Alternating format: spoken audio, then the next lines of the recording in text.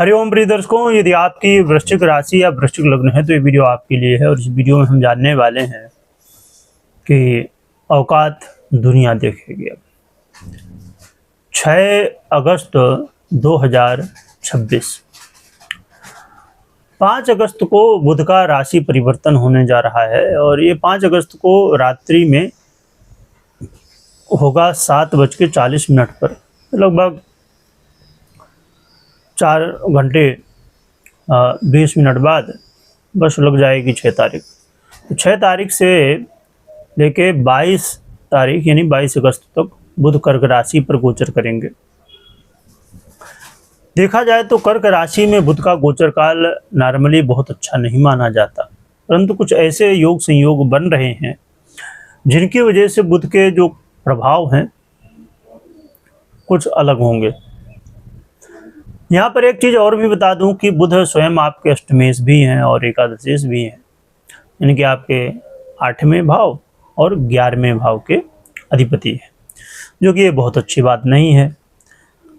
परंतु एक तो योग संयोग कुछ ऐसे हैं और इनका गोचर काल जो होने जा रहा है कर्क राशि के अंतर्गत, ये आपके भाग्य भाव पर होगा।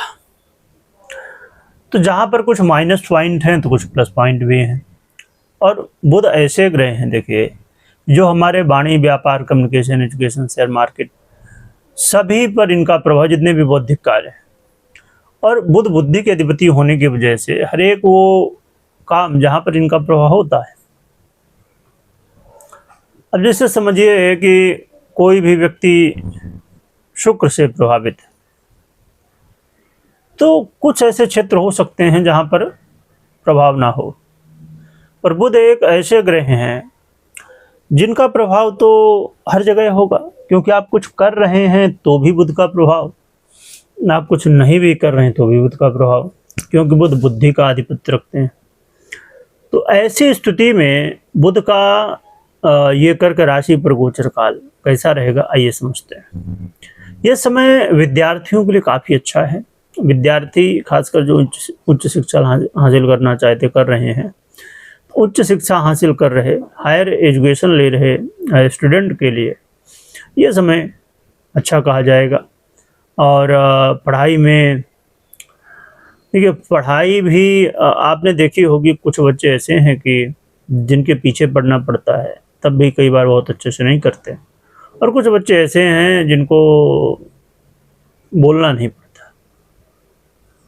तो इस समय आपका मन लगेगा पढ़ाई में, और यदि मन से पढ़ाई की जाए फिर बात ही नहीं है, क्योंकि ये जो समय है आपके लिए पढ़ाई के लिए बड़ा श्रेष्ठ है।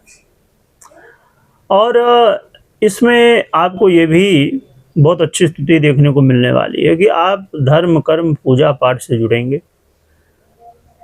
कई बार तीर्थ यात्रा, भगवान के दर्शन का अवसर भी मिलेगा।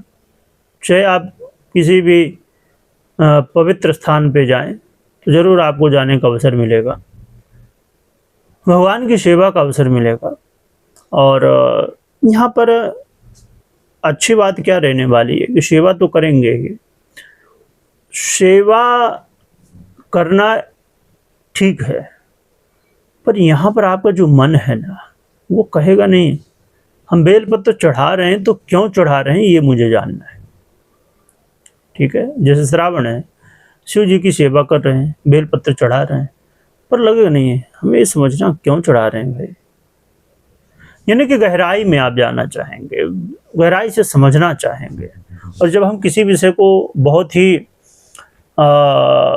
अच्छे तरीके से जान लेते हैं, समझ लेते हैं, हमें विश्वास हो जाता है, तब उसमें हमारी जो देखिए, ये पूजा पाठ इत्यादि ये श्रद्धा और विश्वास का ही विषय है, तो ये बहुत अच्छी बात है यहाँ पर।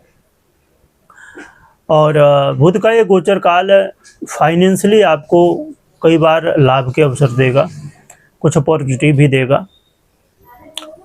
यहाँ पर आपको ये ज़रूर ध्यान रखना है कि आप यदि मीडिया, सोशल मीडिया से जुड़े हुए हैं, ठीक है, तो आपको प्रैक्टिकल रहना है, बहुत ज़्यादा ना तो ओवर होना है। यहाँ पर कहने का मतलब ये है कि आप मेहनत करिए तो रिजल्ट भी आपको मिलेगा। और आप कुछ जो बहुत ज़्यादा क्लिकबैट हो जाता है तो इससे बचिएगा, यानी कि जो वास्तविकता है वहाँ तक रहिए तो ज़्यादा बढ़िया है, क्योंकि ज़्यादा इसमें पड़ेंगे तो ये आपके लिए मुश्किलें खड़ी करेगा। ये समय थोड़ा ऐसा रहने वाला है। और हर एक जगह चीज़ों को जान के, समझ के और प्रैक्टिकल रूप से करने की कोशिश करिएगा।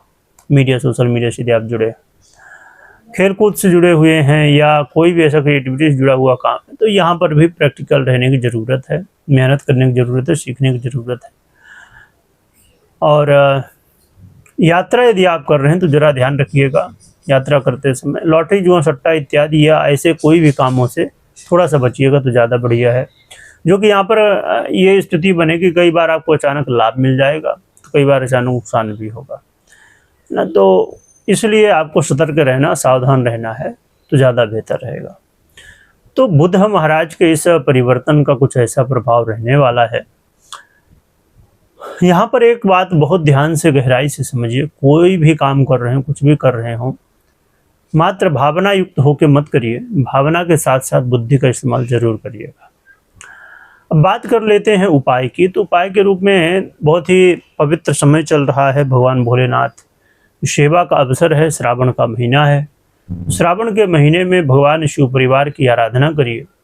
उसमें भगवान शिव की आराधना में विशेष रूप से बेलपत्र चढ़ाया ही जाता है, तो आपको चढ़ाना ही है। और गणेश जी को विशेष रूप से दुर्वा चढ़ाइएगा।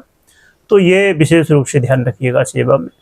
तो ये उपाय आपके लिए सहयोगी होंगे। और चाहे तो एक ऐसा उपाय जिसे करना तो एक बार है, पर लाभ हमेशा मिलना है, वो है बुध यंत्र।